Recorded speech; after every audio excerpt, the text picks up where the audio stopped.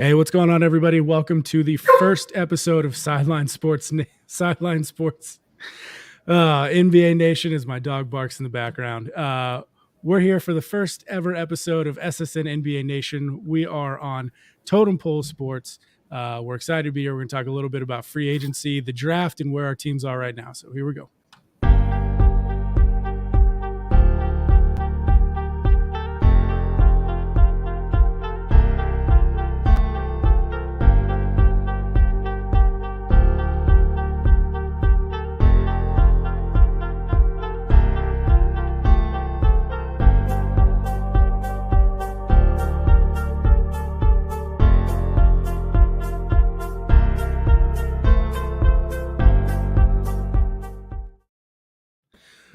What's going on, everybody? We're going to try this again. We are Sideline Sports Network. Network? Where am I? I don't know. Anyways, what's going on, everybody? I'm your host, Terrible Fashion Cam. I run the Rockets Twitter handle here over for SSN. I'm joined by my buddy Stu, who runs the Hawks. Stu, what's going on, man? What's up, man? Nah, too much, man. Just trying to not act like a crazy person here in the middle of all this.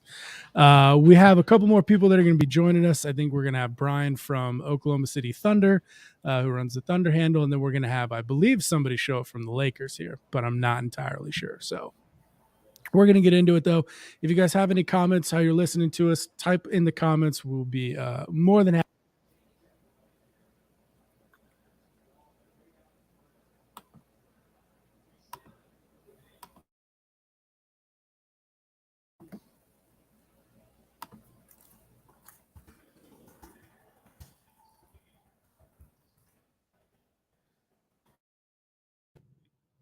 Can I be heard? Yeah, I got you now. Golly. Oh, this is difficult. All right. Stu, let's get into it, man. Let's go. I think overall it was probably not as busy of a first weekend of free agency as everybody thought it was going to be. What did you think going into it? I think I feel going into it more splashier moves, I guess, would be made if previous off seasons were any indication of that. But you got, Draymond eventually going back to the Warriors. We'll probably touch on Kyrie more later on, but with Kyrie, he decided to stay with the Mavs, and now it's kind of we're in that Dame and Harden phase. Where will they fall? Where will they end up? Will Dame finally get traded, or continue to respect the grind? Yeah, absolutely. I think those are really the two biggest question marks right now that haven't been answered. Also, too, we got to talk about this, man. The class of 2020 had an absolutely record-breaking weekend. Oh, yeah. It was absolutely crazy. Hey, what's going on, Ryan? What is up, man? We've got Ryan from the Lakers handle is joining us. Ryan, how you doing? Doing pretty well. Good, man. Sorry, guys. I got caught up because I got a new job this week covering Congrats. Notre Dame football now. So nice, man. That's awesome. Nice. For the Irish Tribune. It was based out of South Bend. So, yeah, I was writing an article for them about the Justin Scott stuff. And, but yeah, I'm here now. So cool, man. Well, we just get started. Stu and I were just talking about how maybe this initial weekend wasn't as splashy or as fast paced as we thought it was going to be. Yeah, for sure. I mean, I don't think that there was really too much to get excited about. I guess this year for free agency, it was kind of a thin market. So I think we're just kind of used to, as NBA fans, it kind of being like absolutely insane. Mm-hmm. But I mean, the best player on the market this year was probably Fred VanVleet, Kyrie Irving, I guess, but Kyrie wasn't going to leave Dallas. So, I mean, hey, man, that's the fact that Fred VanVleet got the bag, and I'm not too sure he's worth the amount of money he got paid. That says all you. Yeah. Well, that's definitely something we're going to get into. Definitely something I'll be happy to talk about as a Rockets fan. Well, one of the things, Ryan, when you hopped on, Stu and I were just getting into is, man, the class of 2020 had an absolute banner weekend. We'll run it down here. Anthony Edwards, who was the last to the party, 5 years, 260. LaMelo Ball, 5 years, 260. Halliburton, 5 years, 260. Desmond Bain, 5 years, 207. Huge money coming out of the 2020 class. Just a few years ago, those guys are getting to the end of their rookie deal, and all of a sudden they're getting absolute bags now. And Ryan, I was bragging. Stu, which one surprised you the most? Well, Desmond Bain did at first, and then I think Halliburton surprised me more after that. But when Baines had his, I was more so thinking, you're paying $207 million for second option, I guess, maybe a third, if you consider Jaren Jack Jr., Josh running mate more so. But Halliburton, man, at 260, I mean, I think the kid's good, but you're paying him the same you got to pay Anthony Edwards and pay LaMelo. I think that's kind of a tall task. Yeah, Ryan, what do you think about Desmond Bain being Ja Morant protection? And I don't think maybe a jaw stupidity tax that they had to pay on Desmond Bain to make sure they could hold him there.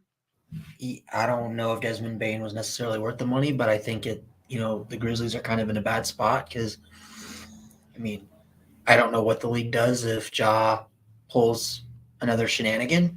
I don't know what that looks like, but I personally think that, I mean, I like Desmond Bain as a player. I think he's a really solid role player, but I don't think he's worth the amount of money that he got paid, if that makes sense. Yeah, no, absolutely. I think everybody in our NBA chat loves all four of these players. I think we would all take all four of these players on our team if given the circumstance. But it's just crazy to see how much you have to pay for young talent just to make sure you have control of them. I think one of the biggest things for me is Anthony Edwards, and I put this into the chat earlier. The Minnesota Timberwolves now have almost $500 million wrapped up in three centers and Anthony Edwards. So you've got Nas is getting 80 million, somewhere around. These are rough numbers.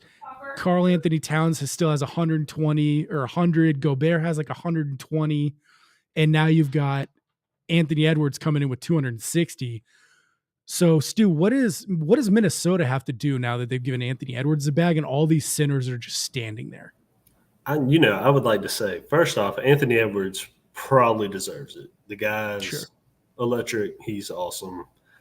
Also, you noticed quite literally as soon as Rudy Gobert got on the team, there's not as many Anthony Edwards flying dunks. Lane's a lot more crowded. Yeah. And not to mention your power forward's Cat, who's also about 7 foot tall. Yeah. The way they're going now, they re-signed Naz Reid. I think you got to trade Cat. Gobert's not going to be movable. That contract's not movable. You pretty much got to let him play that out and hope you get Defensive Player of the Year Rudy, I guess. And Cat's name's been thrown around a lot, and that was one of the worst trades. That was probably, I mean, that to me is right up there with the Rush trade. Now, the Rush trade was bad, but I mean, the Rudy Gobert trade. Yeah. So I think we're all in agreement. I think Minnesota has to deal somebody. It's probably going to be Cat. Rudy doesn't have any trade value left, I wouldn't imagine. Nas doesn't have enough trade value. I think Cat is right there in the sweet spot. He's in the back half of his deal now. He's still a productive dude.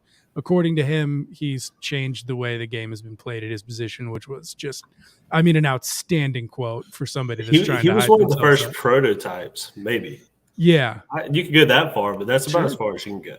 But who's the landing spot? Would you put a trade together for DeAndre Hunter and Clint Capella for Cat? I don't think Or if I'm the somebody. I don't know if Timberwolves, it's that much, but who if like I'm Stu? the Would you take him on the Timberwolves, Hawks? I don't do Yeah, that. absolutely. Absolutely. I think you do. Well, if you're the Timberwolves, you almost have to Maybe because not Capella because they don't want to get another center back, but I guess maybe right. maybe a 3-teamer where Capella somebody go somewhere else. Yeah, that's probably exactly what would have to happen. But if you're the Timberwolves, what's the next option you have to get a young talented forward or even a guard that can play with Wiggins? If you have to move Cat. That's your only option. And Yeah. I mean, the Hawks, I know his name's been floated around some, but I think the asking price was DeJounte Murray, which the Hawks pretty much shut down immediately.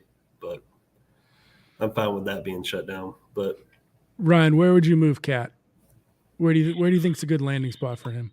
The Lakers? No, I'm joking. If I'm being honest, I'd honestly probably, this might sound crazy, I might trade AD for Cat, but I don't know if they do that, especially with how AD's lack of three-point shooting has affected his offense a little bit. But honestly, I don't really know where Cat goes. I mean, I think a good landing spot for him might be New Orleans. I don't know if New Orleans has. I mean, they got Zion. They can move Zion. I don't know how much of an appetite the Timberwolves would have for Zion, but I think that would be a great landing spot. I mean, Pelicans, you've already got Brandon Ingram. I think he's the star of the future for them. I think if you pair him up with Cat, I think that could be a really good dynamic duo. Yeah. I think with Cat, you know, of course, maybe the one that sticks out the most would be Golden State, kind of like a small ball center who can spread the floor a little bit. Sure. I think the only issue with that is what pieces does Golden State give up? Well, you send Wiggins back and you make him suffer a little bit more in Minnesota, more again. Dang. Yes. You won your championship. Now it's Cat's turn. He's the only guy besides Draymond on that team that plays any defense. So yeah, just get rid of probably your best defender on the team. Listen, I think Draymond's that contract was definitely like you're a part of 4 championship. Yeah, certainly. You're a part of 4 championship teams, and you're our defensive heart and soul. That's what that contract was. And now I'm reading reports that they're thinking like Clay needs to take a pay cut, like from his extensions and everything. And I mean, I don't know. The bridge that you have between the young guys and the old guys, Jordan Poole, you just traded for Chris Paul. So you have gone full in on old man, above 34-year-old basketball. I didn't even think about that. Is Chris Paul going to start, or is he going to come off the bench?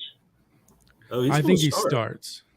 I know, but my thing is like, if you paid attention to the playoffs, what was the key for the Warriors when they had success? Was Curry being the lead point, having the ball in his hands and not having to run around, because teams started to kind of figure out how to stop that, or at least slow it down, as we saw in the Lakers series. But the only reason they won 2 games in the Lakers series is because of Curry playing point.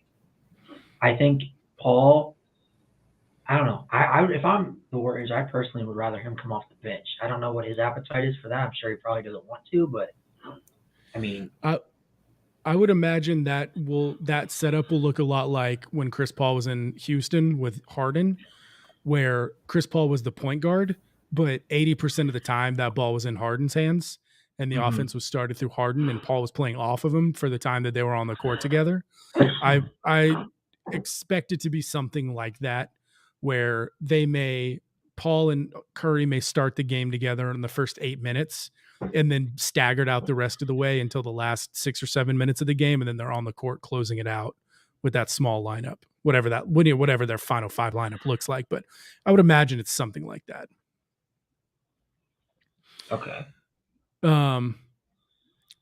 Kyrie goes back to the Mavs. Shocker. Big bag. 3 years. I don't believe there's any options to it.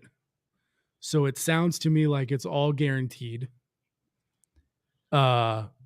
what did you think when Kyrie went? But did you think Kyrie was ever going to go anywhere else, or did you think he was going back to the Mavs? Especially as a Lakers fan. I thought he was going to the Mavs. I mean, what the rumor was, Phoenix, LA, wasn't going to happen. I mean, unless Kyrie wanted to come to the Lakers for the mid-level exception, come on down, Kyrie. But other than that was not happening because it was just not realistic. Yeah. Do you think that Kyrie spends the next 3 years of this contract in the same place in Dallas? No. And if he does, I think Luke is gone. Because I just don't think that – I think it's going to come to a point where Kyrie is going to start his stuff again, especially because I don't think it didn't work this year. What if I'm the Mavs front office, what has changed from last year to going into the season with Luka and Kyrie? What's the dynamic? Yeah. Because they both have egos. They both are ball dominant guards. I mean, it's not going to work. I mean, it's the only reason Kyrie worked with LeBron was because they played two different positions. Mm-hmm. Kyrie just flat out cannot play with another ball dominant guard, and it will never work. He will never win doing that. And I think this is just going to implode in Dallas's face. I think if you're Dallas, you're kind of seeing what can work around Luka. Like, is he just a one-man force of nature, near triple-double James Harden type of scoring some nights? Or, I mean, who do you put around him? Because if it's not a guard, if it's not a Kyrie Irving type, do you have to put bigs around him? Or do you just build it like one of the LeBron teams and just put a bunch of guys that we know can shoot decent okay around them and a few bigs? I think that's part of the learning process with Luka is who to put around him. Yeah, I don't know how putting another, like you said, Ryan, just kind of piggybacking off. I don't know how you put Stewie, another ball dominant guard on there. I don't know what the answer is, but I just don't think another ball dominant guard is it. Like, right. It's one of those, I don't know the right answer, but I know the wrong answer. I mean, how many times last season towards the end of the playoff run, when the Mavs were trying to at least get into the play-in, did we see it was almost like Luka and Kyrie were kind of like just, hey, I'm the closer. No, I'm the closer. This is my team. No, this is my team. We saw that tons of times. And I think that's just going to continue because that's how Kyrie is. Kyrie's stubborn. Yeah. Right. Kyrie is stubborn, but he's also made it work with a bunch of guys before. The only person he's made it work with, I think, is LeBron. And the only reason that works is because LeBron kept him in check. Yeah, I mean, he did decent when he actually played for the Nets with Kevin Durant. I mean, the sample size is very small, but yeah, he did pretty good. I think it's more so if you're the Mavs, you're just trying to find something that works. Just throw something to the wall and try to find something to put with Luka.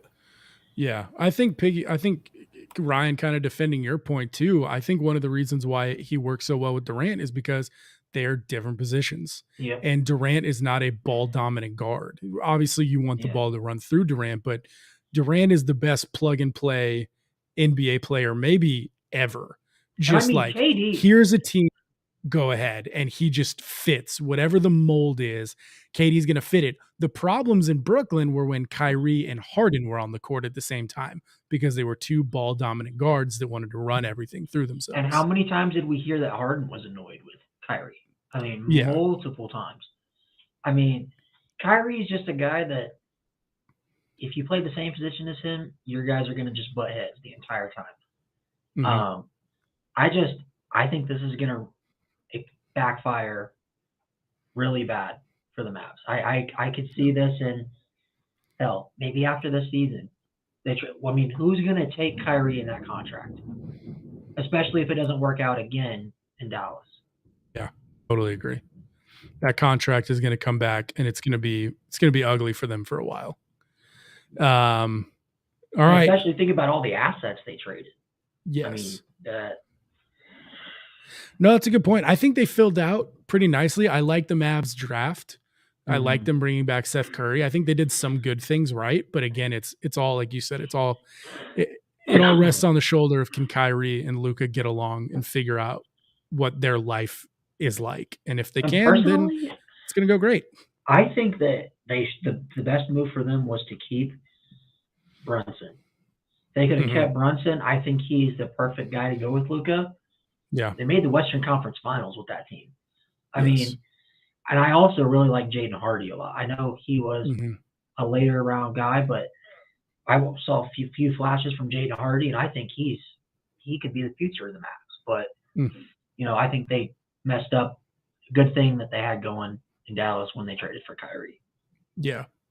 It's going to be hard to argue with that. We're going to know in the next 12 to 16 months just how bad it was, because the Dallas can't afford to lose Luka. They can afford to lose Kyrie. They can't afford to lose Luka. With the way they got him in the trade with the Trae Young, the draft with the Trae Young trade. But speaking of one of Kyrie's former teammates, Ryan, where in all of this mess with him and Philly do you think James Harden eventually, what team do you ultimately think he's on come day one of the NBA season? The Rockets. No, I'm joking. That's brutal. I honestly really don't know. I mean, I don't know. Maybe OKC. I mean, maybe, but as our guy who runs the Thunder account, too many guards already. Ryan, yeah. So I mean, I don't really know, man. Maybe if Dame doesn't work out, maybe Miami, but that's also in conference, and I don't know, because I feel like all the places that he could have went, those places have already kind of dried up. Yeah, I think the biggest name that we've seen so far has been the other LA team with the Clippers. But I mean, Paul George's name was getting thrown out there, but you have Paul George, you have Kyrie, you just re-signed Russell Westbrook. I mean, there's no way to keep those three and add Harden. So you would assume that one of them would have to be in the deal.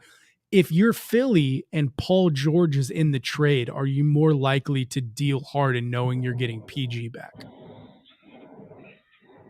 I don't know, because we already have not as much in recent seasons with Embiid, but we know Embiid has kind of like AD in terms of the injury history. But that's where, like, if I'm adding a guy in PG who, believe it or not, him and Kawhi have played less games combined than Anthony Davis has played since he's been a Laker, which is crazy to think. Crazy. So, I mean, I don't think that if I'm Philly, maybe if you give me, like, you'd have to give me something else, like kind of like a protection to where if Paul George is injured or whatever, they can easily move off of him. Because this is where it's like, I don't know, like, what else would you throw in? Because if I'm giving you James Harden, my belief is that Tyrese Maxey's the future for the Sixers. I mean, maybe throw Bones Highland in the deal, maybe I don't know. So the thing is, like, the Clippers don't have many other trade pieces except their big three.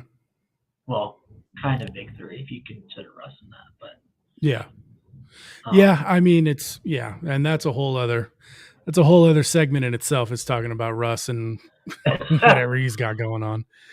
I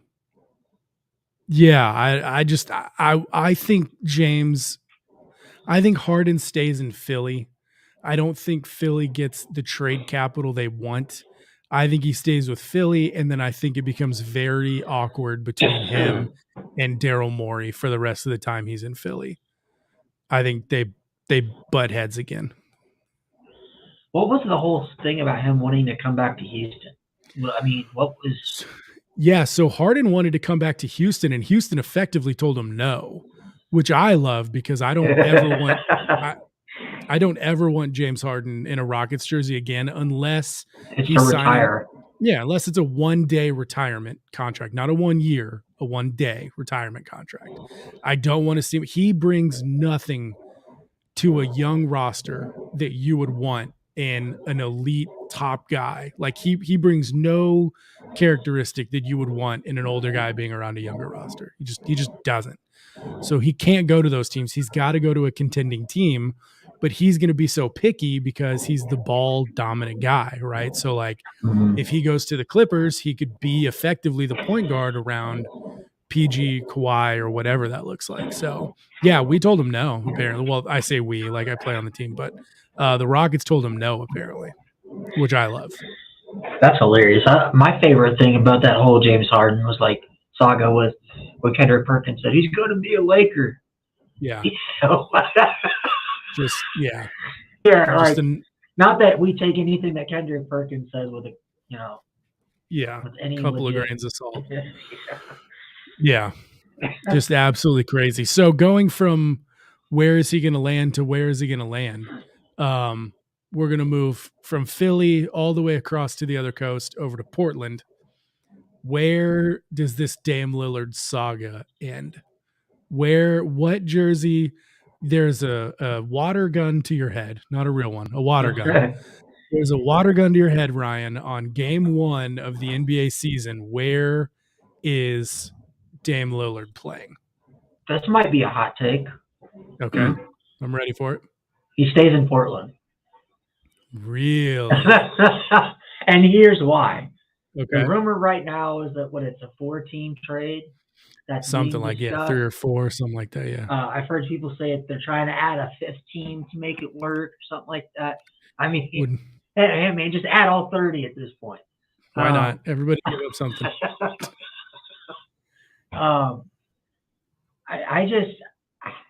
It's going to get to a point where I think that Portland values Dame more than probably any other team in the NBA does. I think Portland's kind of had this like identity crisis the last few seasons where they're like, well, you know, we really want to rebuild, but Dame is, quote, our best player in franchise history. We love Dame. We don't want him to leave, but he wants to compete. Well, we also want to compete too, but we also want to tank for draft picks. So like they're kind of like they don't know what they want to do, and I think a big part of that is Dame, because I don't think Dame has necessarily had the balls to straight up say, "Hey, I don't want to be in Portland anymore." Now he asked for a trade, but that's the first time he's ever actually came out and said, "I want to be traded." Yeah. So I think that helps, but I just don't see. I mean, what's Miami going to give up? Tyler Hero? I mean, who else are they giving up in this deal? Tyler Hero, Duncan Robinson. Is that enough? Because I don't think that's enough. I would never give up Tyler Hero for Dame Lillard. Did you hear the report that Tyler Hero? Did you see the report earlier today, a couple hours ago? Tyler Hero says he knows for a fact that he's involved in the deal. Yeah. So I still like if I'm trading Dame, and now this is coming from a Lakers fan, but if I'm trading Dame, Tyler Hero, Duncan Robinson, whatever, Caleb Martin, I just don't know if that's enough. Tyler Hero is really good, but I just don't know if that's enough. You might have to throw in a couple first-round picks. I don't know if Miami has a whole lot of draft capital. Yeah. So I don't see it. I think what ends up happening is especially when you're dealing with a 4-team deal, those are so rare for a reason. Yeah. Because you have to get so many people to agree. I mean, hell, in our NBA group chat during the playoffs, it was hard for one of us to agree with ourselves at times. So I think he ends up in Portland, and I think if anything, he might be dealt at the trade deadline, kind of like a Kevin Durant situation. All right. Stu, you were making a lot of faces as Ryan was dealing out why Dame should stay in Portland. What do you think? I kind of partially agree with this take. I think Portland, I don't know if they had the identity crisis or if Dame did. It's more so Portland's Portland's like, we're obviously rebuilding for the future, but we're going to keep Jeremiah Grant around. And if you want to play with him, you come back. And then Dame's always like, you know what? That sounds good to me. I will come back. But now I guess Dame finally looks at Grant and the rest of the team and thinks, this isn't my squad. I need to leave. And I see it two ways. If you're the Miami Heat, you're trading Tyler Hero, who's already proven to be a good NBA player. I'm not saying he's an all-star. I'm not saying he's not going to be an all-star. They also did make the NBA Finals without his services, so I think that adds to it.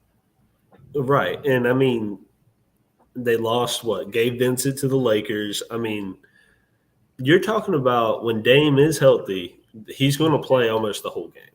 Yeah. In the playoffs, he's going to play in the big moments. He's going to play the whole time. So, yeah, Strus is also gone. He went to the Cavs. Strus got a bag, man. Good for his agent. Holy cow. There are a lot of agents that I feel like we deserve to roll their name off first and last name and give them a standing ovation for some of the contracts that have rolled in. Let me give you this one. Let me give you guys this one. What about Dame Lillard to the Celtics? Not happening. At least it better not happen. Why should it better? Just as a Lakers fan, it should better not happen. Just as a Lakers fan. Right, there you go. Hey, you know what? Because it was when the Dame rumors were a big thing. What was it, last year? Only they're a big thing every year, I guess. But I know that it was Portland specifically came out and said we will never make a trade with the Lakers because everybody in the West hates trading with the Lakers. Yeah. I would hope that would be the same thing with the Celtics because I hope everybody hates the Celtics. I don't know how that is. You guys could give me that point of view from other teams' fan bases, but I hope that NBA teams hate the Celtics as much as they do the Lakers. If Damian Lillard goes to the Celtics, they better be giving up Jaylen Brown or Jason Tatum or one of the two. Because that will just be too OP. Yeah. Well, I think it's super interesting, Dame to Miami, let's just assume it was straight up a Dame trade. So you get back Hero, Duncan, some picks, whatever, right? Let's just stick with those two. And, if anybody else gets added in, that's fine. And this is a very rough draft of the trade. But if you're Portland, you're now looking, if a trade like that happens, and it's just a simple Dame for, like I said, Hero, Duncan, couple of picks, whatever. Very, very raw deal as far as how it's put together. But if you're Portland, you're now staring at Scoot, Shaedon Sharpe, Hero, Duncan, Anthony Simons, Jeremy Grant, Nurkic at the 5. That's a heck of an 8-man roster. Matisse Thybulle, Nasir Little when he gets healthy, that's a heck of an 8 to 10-man roster to walk into just by trading Dame to Miami. Now, a lot of people more than half of those guys were on one of the worst teams in the NBA. Yeah, wow. So I mean, but I think a lot of people assume that if Dame goes, Nurkic is going to have to be in the trade somewhere to make everything work, which again is why I said what I said was a very raw idea of that trade. But I mean, if you're Portland and you can get back Tyler Hero, Caleb Martin, and Duncan Robinson, I think you have to entertain that trade. I think that's enough for Dame, with Dame being as old as he is, those guys being as young as they are on decent contracts that you can handle. I mean, you have to entertain that, right? If you're Portland, you'd almost have to say yes, wouldn't you? I think you have to say yes if you're Miami, because your core is built around older guys. Yeah. I mean, Tyler Hero is really the only young guy you have. You're built to win now, and you've almost won twice now. You just haven't. And Dame can put you over the top. Yeah, I mean, Dame, Bam, and Jimmy, that works. That trio works because they all bring different things to the table and they don't really overlap. They play different positions as well. Yeah. Which I would be very interesting. I don't know, man. If again, I did this with Ryan, Stu, I'll do this with you. you have a water gun to your head, not a real one, but a water one. What jersey is Dame wearing game 1 of opening day? John Morant dummy gun to my head. Yeah, exactly. Candle, The one that he lighter, claimed. candle Yes. lighter to your head. What would you? My gut says Miami, but Yeah. I wouldn't be surprised if he doesn't get dealt till halfway through at the trade deadline. Okay, so you and Ryan both think this is going to go on for a while. No, you know Yeah. what, Stu? Watch him end up in a Hawks jersey. 3-point guns. I mean, would you trade Trey Trae Young. DeAndre Hunter for Dame Lillard? No, but I would trade DeJounte. Would you trade DeJounte and DeAndre and whatever else you needed to get Dame? Yeah. You think Dame and Trey could coexist? Not well, but good enough in the East. We'd be a 4 seed. The way I would look at it would be Garland and Donovan Mitchell. I don't think that's a great pairing. I don't think that they feed off each other well, and we're already seeing Garland's name's kind of being chopped out now because now he's the number 2. But I mean, I don't think all guards are meant to be paired together. But Trey and DeJounte should work statistically on paper, but we'll see if they do.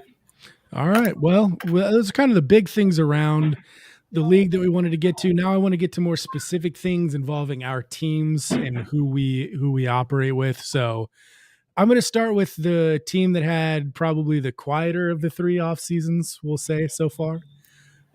Stu, that would be your Hawks. I'm gonna give an overview to the listeners. I think you guys know that free agency started. I think you may have gotten the bulletin late, but I think you guys are there now. We're secretly probably filling out the G League roster with a bunch of shooters, and y'all just have no idea. Shooters all day. So your draft, Kobe Buffkin, Muhammad, is it Guaye? I didn't know. I didn't get the it's like Guaye or Guaye. That's what I thought it was. And then Say Lundy. Yeah. Okay, so that's your draft. Your new guys you acquired in a trade from Houston. Happy to be of service. Power forward or center Usman Garuba, point guard Ty Washington, and then you got off the John Collins contract. So I'm going to ask you a couple of different questions. Going into the free agency for you as a fan, what was the most important thing for the Hawks to do just for you? Get off the John Collins contract. 100%. Not only this year, this was the most important thing for the past 5 years. Yeah. It happened. But were you okay with the way the trade happened and what all essentially you got back, which was just really getting off the contract? But as a whole, are you okay with the trade? Yeah, I'm okay with the trade. I think it's more so we were so close to certain deals. You always heard about it throughout the Hawks. We were always so close to a deal, but it fell apart last minute. And you'd always hear like we were getting the first-round pick back. And then it was like steadily declining.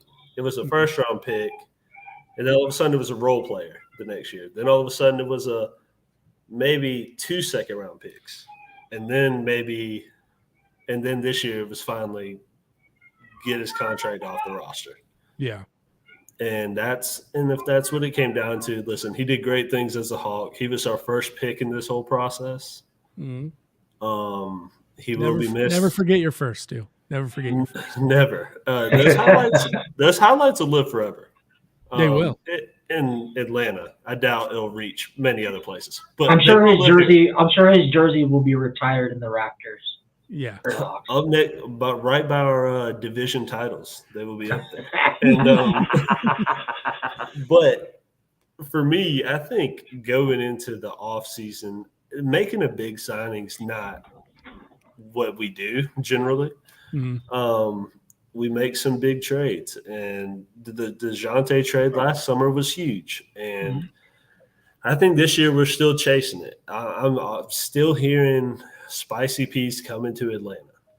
Everyone's hopeful. Everyone thinks so. But Toronto has apparently been very difficult to deal with on not just him, but on Anunoby as well.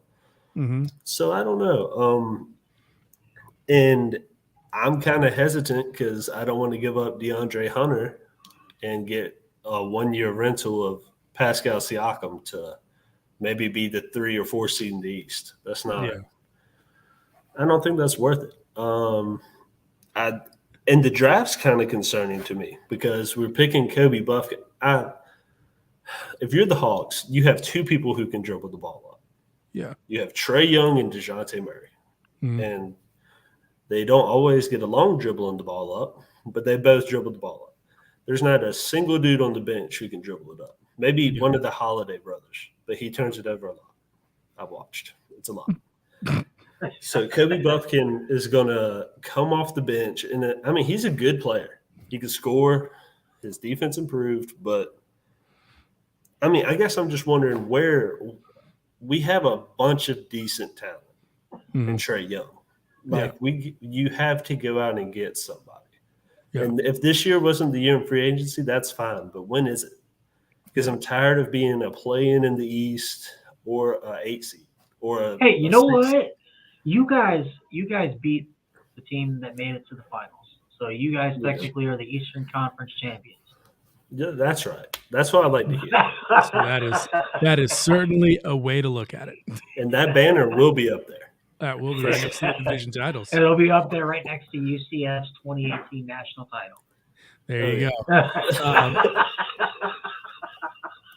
So what is one more thing you want to see by the end of this free agency period? Is it a ball handler? Now, getting Ty, if he can crack into your rotation, he's a ball handler. He's 100% a ball handler. I mean, I think they got Ty in the hopes of we're not rushing Kobe Buffkin out there. Mm-hmm. We're not just going to throw him immediately with the second team and say good luck in the NBA. Mm-hmm. But, hopefully we drafted him at 15 because he's ready for that. Yeah. So, I mean, and we didn't give up a ton for Ty. We gave up the rights to Alpha Kappa, isn't it? Yeah. Yep. So, I mean, we're not – I like the trade for Ty. Maybe we're taking a flyer. I know the Rockets probably didn't have a lot of more rotation minutes for him. Nope, none. And the way we're backed up is all at the wing. I mean, we got young wings for days, even with Collins out. So, I don't know. It's kind of like you would be more excited if we were a part of an Ayton trade and we got Ayton or Pascal Siakam. But I think that really makes us a lot better. Yeah. Probably not. But. Well, I just appreciate you sending us the draft rights to a guy that's one name away from being a Greek fraternity. I'm just super excited for that, and I hope he turns into something. He's going to turn into Giannis, and you're welcome. Thank you so much. I hope so. I'm going to come back to you, Stu. I've got some trade ideas I want to walk through with you. But we're going to move on to the guy that I think I would argue the clear-cut favorite team that won the first weekend of free agency. If they didn't win it, they're certainly in the winners group. You can't argue any other way. And that would be the Los Angeles Lakers. We're going to look at your drafted guys, your new guys, your returners, Ryan, and then we're going to break some stuff down. Okay. Drafted Jalen Hood-Schifino and Maxwell Lewis. New guys, we brought in Gabe Vincent. You brought in Taurean Prince. You brought in Cam Reddish, and you brought in Jackson Hayes. And then you returned Rui, you returned Austin Reeves, and you returned D'Angelo Russell. So, Ryan, I'll start with the same question for you. Going into the draft and the free agency, as a fan, what were your most important thing you wanted the Lakers to get done this free agency period? I think they hit it out of the park, with the exception of the Jalen Hood-Schifino pick. I'm not saying it's a bad pick. I think they got a really good player. I'm just not sold on him personally because of the lack of outside shooting. I love that he's 6'6". I love that he's a guard. I love that he has the passing acumen of Austin Reeves. But he just doesn't have the shooting. I believe he shot 33% or 32% from three in college. Um, he's just one of those guys. He's not. If it's inside the circle, it's money. But if it's from 3-point range, you're just kind of praying that it goes in. I really wanted us to trade that pick trade that pick to the Pacers for Buddy Hield. I don't know what happened with that. I didn't see any reporting on whether or not that deal just fell apart or what happened. Evidently, the Lakers they had Jalen Hood-Schifino rated as a top 10 prospect in the lottery pick, so that's why they just decided to keep the pick and take him. I guess they view Jalen Hood-Schifino and Austin Reeves the backcourt of the future when LeBron retires, which I like because I think that's a really good way to go because you got a 6'6" point guard and you got a 6'5" point guard. Both of them can interchange at the shooting guard position and the point position. So I like where that direction's going. My favorite pick of the draft, though, was Max Lewis. And it was kind of my thing on him is I thought he was a first-round talent, but because he didn't go to a big school, he went to Pepperdine, his draft stock fell because teams were feared about his competition. We saw today in Summer League against the Heat, he was by far the best player on the floor. His passing acumen is, insane. The dude can straight up shoot the three, lights out. He's 6'7" and a half, I believe, and listed as a forward/shooting guard. So I really like him. I think he might be the best player that the Lakers drafted. I think he might be the steal of the draft. But yeah, overall, I really like the additions that we got. I'm glad that we kind of moved off of Beasley and Bamba, two guys who didn't contribute at all to the playoff run. And I think we added guys in their place that are better players and are proven commodities in terms of helping a team go to the playoffs, like a Gabe Vincent and a Taurean Prince. Yeah. So I think the Lakers just got deeper. They were deep last year, but this year they're just even deeper. They might be the deepest team in the NBA. They can go 9 deep. If you look at Max Christie, who just over this past season, he shot 42% from 3 in 60 games for the Lakers that he played in. He's 6'8", can play shooting guard and forward. He gained 15 pounds of muscle in a season. Looks like he's going to be in that rotation this year. I really like the direction where the Lakers are going. I think they got younger. I think the only real loss that the Lakers had from last year's team is Schroeder. But I think Gabe Vincent kind of gives you the same production that Schroeder gave you, which I think kind of cushions that blow a little bit. Go ahead, Stu. I think the Lakers did great.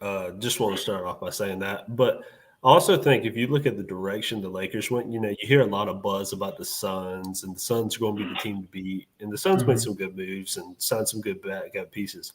The Lakers seemed to intentionally get bigger this offseason. Yeah. Like the forwards were longer. You signed the backup center from New Orleans. Like that dude can fly. That dude's huge. Yeah. You locked up your guards. Even the guards are bigger. Like I think they're not really concerned about the Suns, and it's more so addressing what went wrong in that Denver series. And also with the team, like they were on a roll at the end of the regular season. And the team that you're bringing back next year is going to have a whole season together. They'll have a much higher seed than what they finished last year at. You're probably looking 3 seed. I would say they're probably the 3rd best team in the West. The Lakers. I think they're floor at least. Yeah. I think and Stu, you just hit on it. It was something I was going to bring up is you can tell this entire offseason was based around the word Denver. And that's it. That this entire offseason was based around one thing. We went to Denver. They beat us in 4 games. It was competitive, but it was still a sweep. No matter 1 point or 100 points, like you still got swept. How do we fix that? And they went out, and I would argue that they nailed every move, and that includes me saying getting rid of Schroeder. I think getting rid of Schroeder was a positive move for you guys. The only reason I brought in. disagree with that is because Dennis, especially in that Golden State series, if we don't have Dennis to chase around Curry and hound Curry that entire series, the Lakers didn't have anybody that could physically chase Curry around the entire game. I mean, Dennis was the only guy that could do that. That's where I think we lose that. I don't know what Gabe Vincent is capable of in terms of being able to chase and getting guys grills on defense and, have that extra gear that Schroeder had in terms of getting to the hole. But my big thing, especially with the Denver series, is, I understand it was a sweep and people, especially the Nuggets account will, oh, we swept you guys. Blah, blah, blah. Well, the thing is, I think if the ball bounced 2 or 3 more plays in the Lakers' favor in that series, the Lakers could have been up 3-1. That's where I think, you add these little additions. Yeah. And for the first time in Rob Pelinka's tenure as the GM of the Lakers, he went into the offseason saying, hey, we want to keep our core group together, run it back, have a full, trim off some of the things at the edges, clean that up, add some fresh pieces, and run it back. And I think for the first time ever, he actually did that. He didn't go all out and, I want to go trade for Kyrie. I'm going to blow it up. I'm going to let Rui walk. I'm going to let Austin walk. I'm going to trade D'Lo for Kyrie Irving. I'm so glad that he actually did what he said he was going to do. And I really think the Lakers, with their additions, I think that they could really win the title this year. Certainly. And I think Pelinka also accomplished, how do I set this team up knowing that LeBron is not going to be here next year? Yep. And that's the biggest thing too. He did not set up just to win this year. He set up to win in the following years. I'll also say the way the roster's constructed, it's almost like we're going to save LeBron to where, because he can play in the playoffs. Yeah, D'Lo catches a lot of heat, and maybe he's not deserved. Of course, some of it's deserved. Yeah. And I understand he was a high draft pick, but the dude could play, and he's going to show up and play every single regular season game. You get good and bad D'Lo. With the exception of the Denver series. What? Yeah, I thought he did good. Or you guys remember that game? What was it, Game 3 against the Warriors, where it seemed like the Warriors were up 8 with 5 minutes left to go in the game, and D'Lo had sucked the entire game. We put him in, and he hits 3 straight threes, and the Lakers eventually win that game. Yeah, I mean, people forget, and I get caught up in this too. He had a terrible, horrendous series against the Nuggets. Yes. But outside of that series, he averaged 17.4 points per game in the playoffs, 41% from 3, averaged about 5 assists a game. I mean, for that to me, I can kind of forgive the series against Denver. And he's going to be available during the regular season. It's not a Kyrie where you have, Bron does need to rest. I mean, the man's old. The man deserves to rest. He deserves to eat on the sideline with his feet up on somebody. I mean, he doesn't. He shouldn't even have to play some games. But someone like D'Lo is someone who's going to get you through those hard points of the season because he's going to be out there playing with Reeves, with everyone else. Do you think the Lakers need to upgrade their point guard in order to actually win a title? Do you think D'Lo's enough around this roster? I think D'Lo's enough, at least in the regular season. I'll have to wait and see on how playoff D'Lo, what that looks like this year. But I think D'Lo's good enough. I think that you can't count on him to give you 17 points a game in the playoffs like you can in the regular season. But this is where I think, like Stu had said, giving Bron time to rest during the regular season. Because I think also people forget what's more insane about their playoff run this year was LeBron rushed back from injury before it was even healed. He was playing on an injured foot the entire playoffs. So how I look at it is if when I was going into this free agency, you bring back the core group, you trim off their edges, get some good, fresh guys in there that can contribute more, and then you give LeBron time to rest, and he comes into a season fully healthy, and Anthony Davis is fully healthy. You got a full training camp. Mhm. Who's to say this team couldn't be the number one seed? I mean, that's very possible. Now, do I think that's likely? No. I think Denver's still probably going to take that 1 seed. But, I mean, this is probably the healthiest LeBron and AD have been going into a season since the 2020 year. Mhm. And it's probably the best team they've had since then. So, yeah, I would agree with that. I'm interested in what LA is going to do. I don't think you guys have any more moves. we need a center. I would just- They're looking for one more backup center that's proven. I would Don't like know to who that's going to give, be. You could have had Collins. I don't know what to tell you. You never hit up our line. He you can doesn't have play I'm defense. sure. you can have Capella. I No, would you like to cannot. give No, you cannot have Capella. I would like to give a shout out to I think the Cam Reddish. I think that was a really fun acquisition for you guys. Again, a long guy that can guard a bunch of different people. And then Torian Prince, I will always give a shout out because Yes. Torian Prince, to this day, it has nothing to do with basketball. Torian Prince, to this day, has the Best greatest moment. post-game answer of any sport ever in the history of life. It is the greatest thing of all time. So shout them out. But we're going to move on to Houston. I which also is my really team. quick did want to say, Yeah.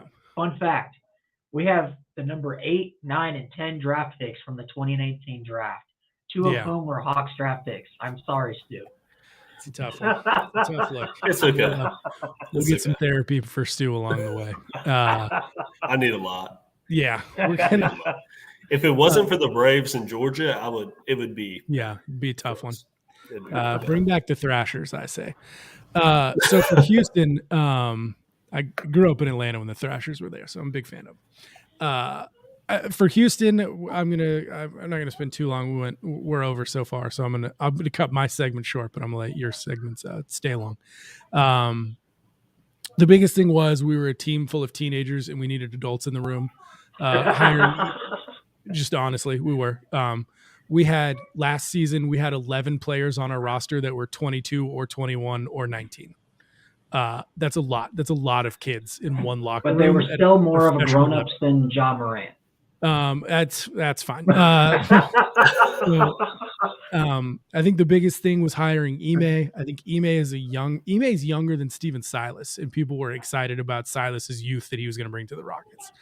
I think Ime is a no-nonsense guy. I loved what he did in Boston. He benched Marcus Smart and Jason Tatum throughout the season last year when they weren't doing what they were supposed to do. So he's not going to back down from anybody. There's nobody in the Rockets locker room that's on either one of their levels. So nobody's going to punk Ime into hey, that kind of thing. So I'm super excited about that. Going into the free agency, that was my biggest concern. I wanted adults in the locker room. I wanted adults in the locker room that could teach these kids how to operate on a day-to-day basis at a championship level and how to be professional basketball players and not just play basketball. So that was my biggest thing. Going into the draft, we got 4th, which is tough, but we came away with Amin Thompson, who I think might be just physically the most athletic person in the draft. If he's not 1, he's 2 or 1B. Kid's just a freak athlete. 6'8" point guard, 7-foot wingspan, 42-inch vert. Can make every pass and then some. Just stupid athletic. And then at 20, again, Ryan, I think somebody else we can classify as a steal of the draft. I think there are probably 4 or 5 names in that group. I'm not saying there's just one.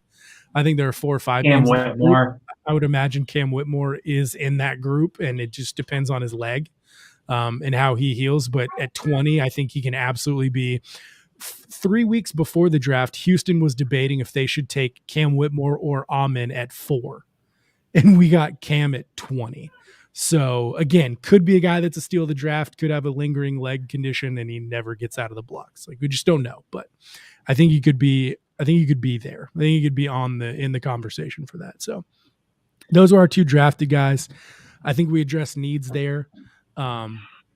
especially going into the free agency. As far as our new guys, Fred VanVleet, Dylan Brooks, Jock Landell, Jeff Green, the 4 names that we got out of the free agency period.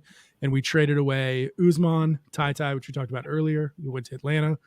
KJ Martin went to the Clippers, which I love. I think KJ can get some run there. I'm super excited for him. And then Josh Christopher went to Memphis, which will eventually be a part of the sign and trade deal that will send Dylan Brooks to Houston. That will end up being a trade, not just a straight up free agency signing.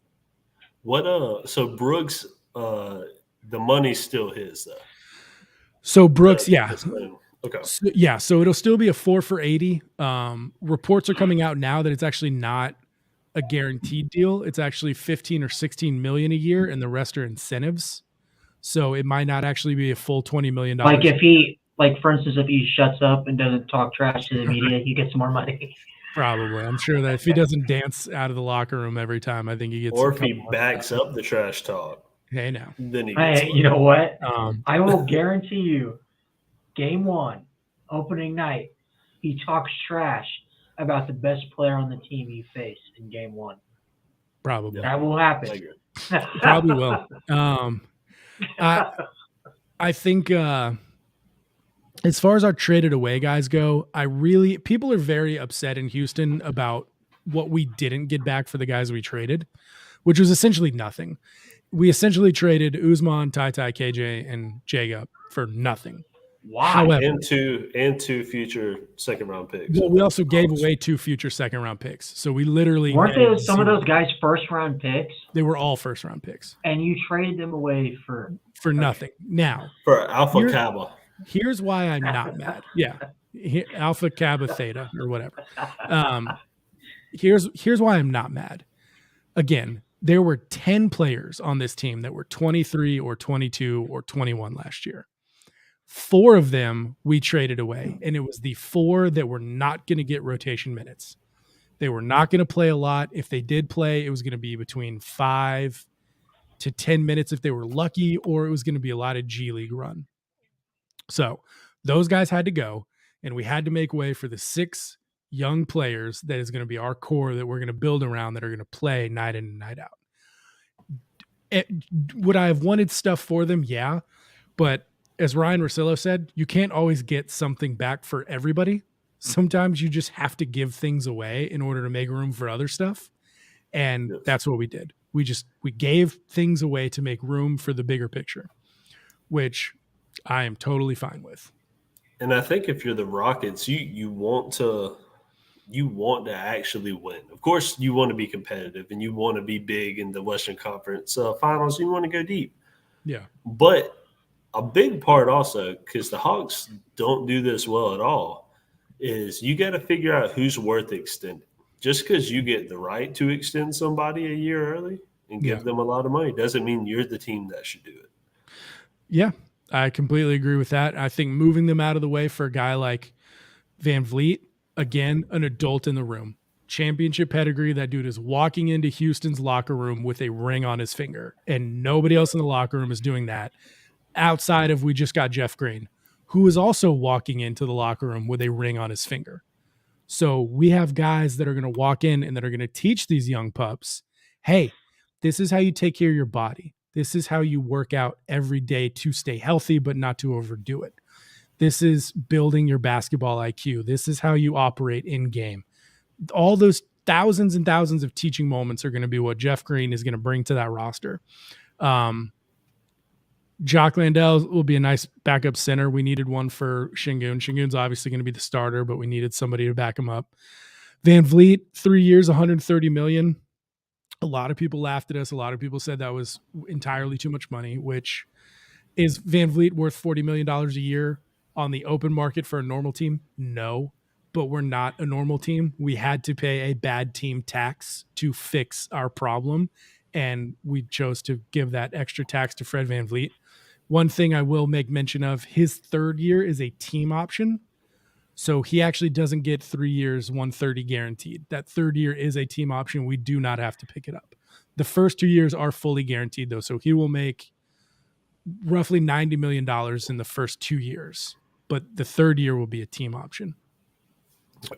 So Dylan Brooks is 4 for 80, but his is descending. So as the cap grows year over year, his annual salary will actually decrease year over year. So it is set up that way instead of the traditional increase year over year. His will actually go the opposite way. Which is good because then you can either move off of it when it's time to extend your young guys or just because the value will be a little bit higher. Yep, absolutely. So 2 questions. Yeah. Are you guys still, so this, like, with all your moves, does this mean KPJ is returning? I believe so. I believe KPJ will go back to his natural position, which is a 2 guard, and I think he'll run with the 2s behind Jalen Green. Okay, and then I think KPJ running with the 2s is going to be terrifying. KPJ is essentially the 6 man. Yeah. Okay. Do you? And I'm guessing Josh Christopher kind of goes hand in hand with that as well. Christopher's gone. He's playing. Oh, really? Yeah. Oh, so I didn't know that. Okay. Well, so the Dylan sign will be a sign and trade, and Josh Christopher will be involved in the trade, who we will be sending to Memphis. Yeah. With these moves, though, do you think that the Rockets are a playing team? Do you guys think that you guys can make the playoffs this year? What's the expectation, I guess, from not just your sense, but also what's the sense from the Rockets fan base and from the front office? I think from the fan base, so the last play-in team in the West was the Thunder last year at 40 games. They were 40 and 42. And I wrote about this in an article, shameless plug, go to SSN-sports.com and you can read some articles that I'm writing about Houston. The Rockets in the last 3 years have won a combined 59 games. Okay. The Milwaukee Bucks won 58 last year. So that's where we are. That's why we're paying bad team tax, because we're a very bad team over the last 3 years. I think at the peak of this team next year, they could compete for a play-in spot or at least be there. I think they could be in the hunt for a play-in spot with 45 days left in the season. You know, I just because obviously we played you guys 3 times? Yeah. After the trade deadline? Yeah. And you beat us once? Yeah. Because I've seen you guys play with that young roster. Mm-hmm. I know what Fred VanVleet brings. I know what Dylan Brooks brings. Both of them, I'm sure part of the reason they left was because they also wanted to go someplace that could compete. I think that you guys were really talented last year. You guys just didn't have that veteran presence because I noticed with last year's team, very talented. You had tons of talent, but the key thing with that team was when things were going good, they were going good. When you guys were hitting your threes, knocking stuff down, you guys could probably beat anybody in the league that game. But when things started to kind of shift, when the teams would go on runs, that's when the team kind of folded in on itself, and you guys almost kind of gave up, which happens when you have a young team. Yeah. So my thing is, I think you guys have the talent to be a top 8 seed. Mm-hmm. Now, I think you guys have the talent. Now, that depends on what your young guys, how they mature, how they develop from last season to this season. Mm. But I think that you could have a little bit higher expectations, especially with the additions of Fred VanVleet and Dylan Brooks, 2 guys who are winning players. Mm-hmm. I think you guys could be a lot better than what Rockets fans are expecting. I think so too. I just think we are tempering the expectations. We won 22 games last year. I think it would be a lot to say, hey, we're going to go from 22 to 42. But can we go from 22 to 38? I think maybe. I mean, look what OKC did. OKC did that. Yeah, absolutely. But the rest, the West got much better down the board this free agency. So it's going to be tough, man. That conference is going to be really, really hard. So can we go from 22 to 36 or 38? Yeah. If we get to 38, is that a failure of a season? Absolutely not. We haven't won 30 plus games in 4 years. No, that is not. We obviously want there to be more, but I think we're going to surprise a lot of people. I think the offense that Ime brings, Ime also on his staff is arguably the best 3-point coach in the league, which we will need. He has turned around. He's got a plethora of guys he's turned around that have made massive steps forward in their 3-point shooting. So he is Ime's secondhand man on his particular coaching staff. So he's got a lot of guys he's got to work with. And if those guys come around as shooters, I think we can be really scary with the ball movement and the athletes that we have. So I'm excited for it. We'll see what happens. We got a long way to go. So I think summer league will be a fun kind of thing to see. I had a question for you guys before we get out of here. Because obviously you guys were talking about the bad tax teams. What's going on with the Spurs? Because everyone was kind of expecting them to do what the Rockets did, just kind of throw in money at everyone. They haven't really done that fully yet to an extent. I was expecting them to throw like $100 million offer at Austin Reeves to make the Lakers match that, kind of do swallow the poison pill. Yeah. But that never came to fruition. What's your guys' read on what's going on with San Antonio? Are they what are they doing with all that extra cap that they just got laying around? You can go first, Stu. I'm not quite sure what they're doing with that extra cap. I guess the way they look at it would be, we have Wemby. So glad that we have Wembanyama. And then they're going to try to just kind of throw him out there the first season and say, hey, they signed Trey Jones back, right? Yeah. They have a guard. They're going to say, let's see how he does, and let's see what he needs. Kind of like those first LeBron teams didn't have much around LeBron. Yeah. I mean, it was kind of just, they're going to do the same thing. They're going to throw him out there and say, hey, what does he need around him? Would he do better with some shooting? Does he need some ball dominant guards to do pick and roll things with? What exactly does he need for his game? I think Houston fans are going to be some kind of going after Wemby. The night of the lottery, when Houston's name came up fourth, they cut to Wembanyama and he like fist pumped and got excited because he didn't want to go to Houston. And then somebody asked him, like, did you want to go to Houston? And he was like, no, I didn't want to. And you saw it on camera. And so Houston fans are like, all right, well, we're going to make your life miserable now for as long as you're in the league. So that'll be fun to pay attention to. I think the Spurs are players in the Dame trade, and I think they either end up with Damian Lillard or Tyler Hero. Okay. And I think that's where they land. I think they either get Dame or they land with a big name inside of that trade to make all the math work. Is that why Damian Lillard said he respects the Spurs organization? It might be. That was just an off-the-wall report. I was like, dude, okay. Yeah, it certainly was. All right, I've got 2 trades for you guys. Tell me yes or no and tell me why. Stu, I am going to give you're going to give DeJounte Murray for OG Anunoby and 2 top 10 protected ones. This is very low. I guess you would need more information. That's the only information you get. When's Anunoby's contract up? I think he's on a 2-year. On a 2-year? I think he's got 2 left. I guess only reason why I say yes, because I really like DeJounte, is I don't know if we can re-sign DeJounte. That was a big part of, I think, us drafting 2 guards. I think that's a big part of us trading for Tata. I think it's a big part is that's still a question mark. It's not as solidified as most contract extensions seem. So right now I would say yes, because you still get a good player and you get those 2 picks. And with Pascal Siakam and DeJounte Murray, one of those picks is not going to be in the top 10. Yeah. In my opinion. All right. So your final answer is? Yeah, I'll do it. Okay.